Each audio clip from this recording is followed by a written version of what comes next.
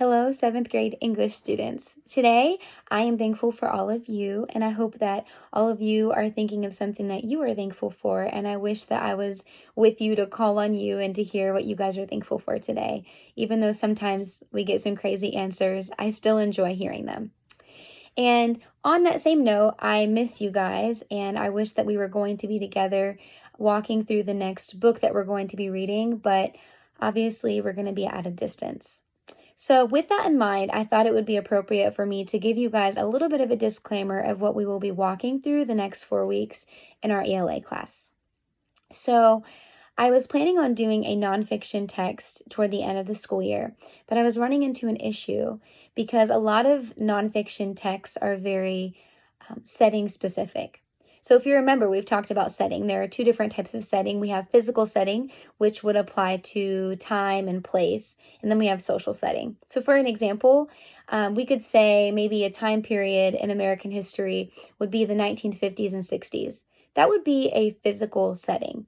But the social setting of the 1950s and 60s had a lot to do with racial segregation, and the Civil Rights Act also took place during that time. So that's a very, it's a brief time in history, but it has a very specific setting. So the issue that I was having was that a lot of nonfiction texts would need a lot of information up front, like me sort of teaching you about the background of a time period or the background of a certain social setting.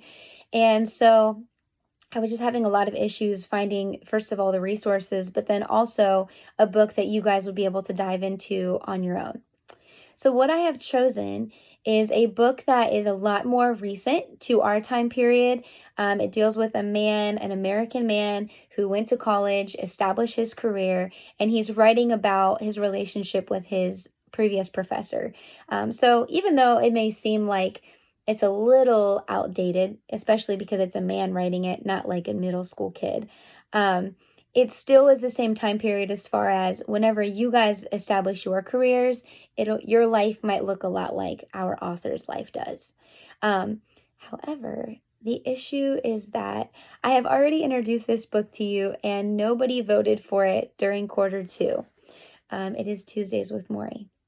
So I had to defend it because I'm not trying to punish you guys. I'm really, really not.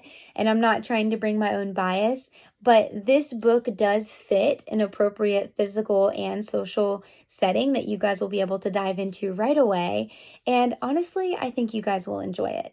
I actually read this in an elective class of Miss Dupler's when I was in high school, and my entire class loved this book, okay? So maybe you like it, maybe you won't, but I'm just begging you to give it a chance because it is actually a very, very good book. This specific book is a memoir, and a memoir is a collection of memories. So basically what he does, our author, Mitch Albom, is he writes about memories that he has with his professor in his professor's last days. His professor is sick and he's dying, and every Tuesday he goes and he meets with his previous professor, Maury. So hence the title, Tuesdays with Maury. So please give it a chance. I hope that you guys enjoy it. For this particular 4 weeks, I have reading for the first 4 days of the week. So Monday through Thursday, there's a very specific reading. And then on Fridays, I'll post a discussion question on Flipgrid that you guys will respond on Flipgrid.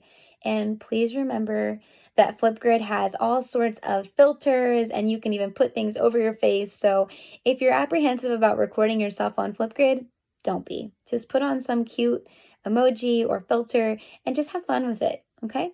So I miss you guys. I hope that all of you are doing well, and I can't wait to see you.